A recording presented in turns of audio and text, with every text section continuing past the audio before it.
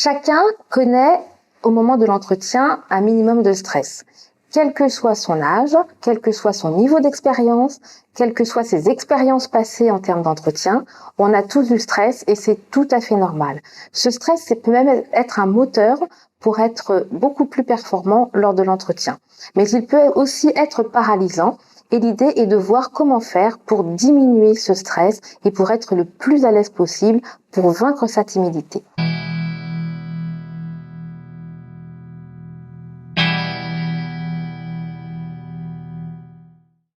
Ayez en tête que le recruteur a aussi sa part de stress. Bien évidemment, vous êtes stressé parce que vous avez un enjeu, celui de réussir à convaincre et si possible de décrocher le poste.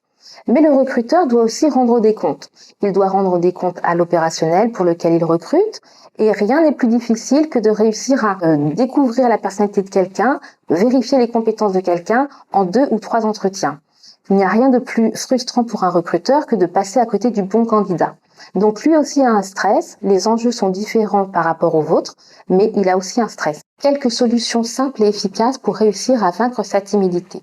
La première chose, il faut que vous ayez préparé votre entretien. C'est-à-dire qu'il faut que vous connaissiez parfaitement votre parcours pour pouvoir l'expliquer et l'argumenter. Ensuite, il faut que vous ayez pris des renseignements sur le recruteur public.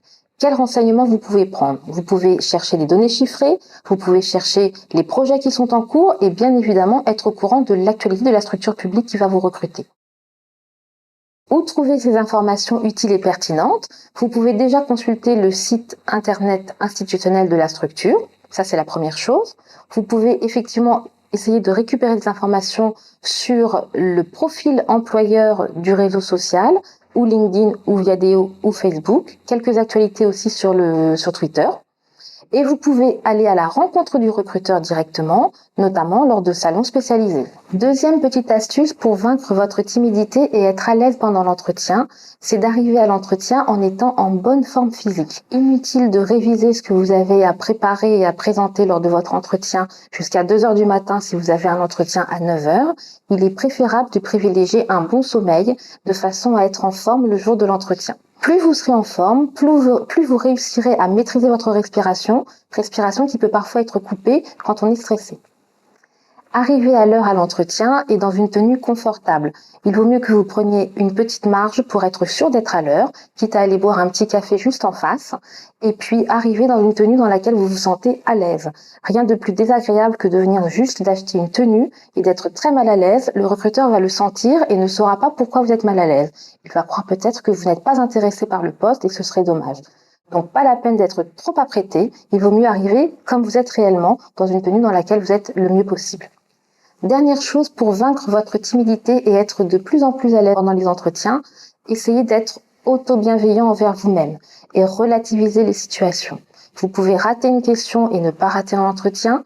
Quand bien même vous ratez un entretien, dites-vous bien que même si effectivement l'enjeu est fort pour vous, vous n'avez pas vraiment eu d'échec, vous avez eu un enseignement par rapport à cet entretien qui n'a pas abouti. Posez-vous la question, en quoi n'ai-je pas rassuré le recruteur? En quoi n'ai-je pas séduit le recruteur? Si vous arrivez à répondre à ces questions-là, chacun des entretiens pour vous sera un moyen de gagner en confiance, de gagner en compétences et de réussir les prochains à venir.